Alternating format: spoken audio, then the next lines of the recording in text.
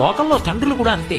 ఎందుకో కానీ మరి ఆడపిల్ల మీద ఎక్కువ ప్రేమ ఉంటుంది. బహుశా కొడుకు దగ్గరికి నేను ఎప్పుడైనా వెళ్ళగలను, కొడుకు నా దగ్గరికి ఎప్పుడైనా వస్తాడు, కానీ కూతురు దగ్గరికి వెళ్ళి నాళ్ళు ఉండలేను కదా.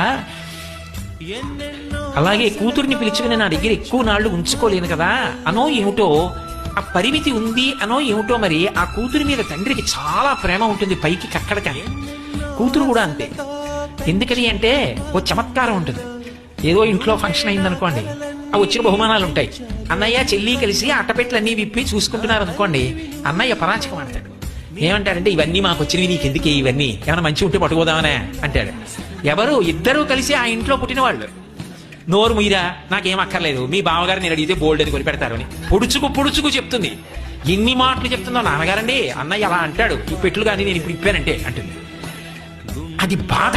ఈ ఇంటి పిల్లని అంత మాట అంటారా అని. అదే అమ్మా అవన్నీ విప్పి చూడరా, ఆ బీరువా తీరా అన్నారనుకోండి, ఎంత పొంగిపోతుందో. పిచ్చి తల్లి ఆ అమ్మాయికి ఎందుకండి, ఇచ్చినా పట్టుకెళ్ళదు. కానీ ఆ స్వాతంత్రం తీసేస్తే తట్టుకోలేదు ఆడపిల్ల.